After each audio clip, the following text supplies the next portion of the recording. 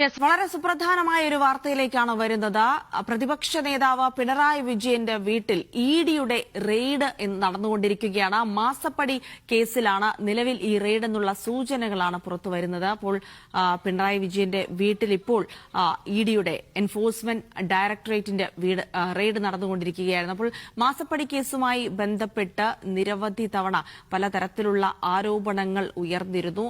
കഴിഞ്ഞ ദിവസം CMRL-യുമായൊക്കെ ബന്ധപ്പെട്ട് CBI അന്വേഷണം ആവശ്യമില്ല തുടങ്ങിയ ഹർജികളൊക്കെ തള്ളിയൊരു സാഹചര്യം കൂടി ഉണ്ടായത്. സേഫ് സൈലാബ്ദിയിലേക്കാണ്. സേഫ, വളരെ സുപ്രധാനമായ ഒരു വാർത്തയിലേക്കാണ്. പ്രതിപക്ഷ നേതാവ് പിണറായി വിജയന്റെ വീട്ടിൽ ഇപ്പോൾ എൻഫോഴ്സ്മെന്റ് ഡയറക്ടറേറ്റിന്റെ റെയ്ഡ് നടന്നുകൊണ്ടിരിക്കുന്നു എന്നുള്ള വിവരങ്ങൾ ലഭിക്കുന്നു. ഇപ്പോൾ നമുക്ക് അവിടെ നിന്ന് പങ്കുവയ്ക്കാൻ കഴിയുന്ന വിവരങ്ങൾ എന്തൊക്കെയാണ് സേഫ?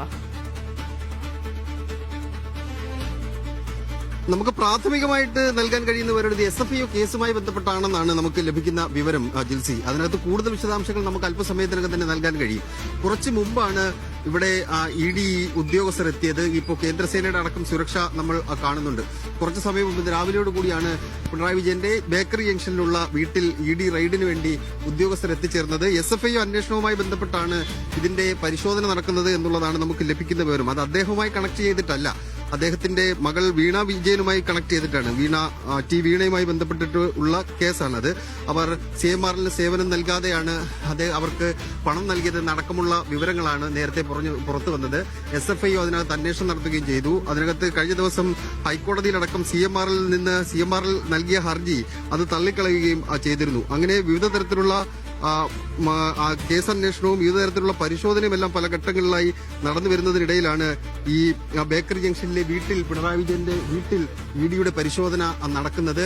രാവിലെയാണ് പരിശോധന ആരംഭിച്ചത്. അദ്ദേഹം ഇവിടെ തന്നെ ഉണ്ട് എന്നാണ് നമുക്ക് ലഭ്യമാകുന്ന വിവരം.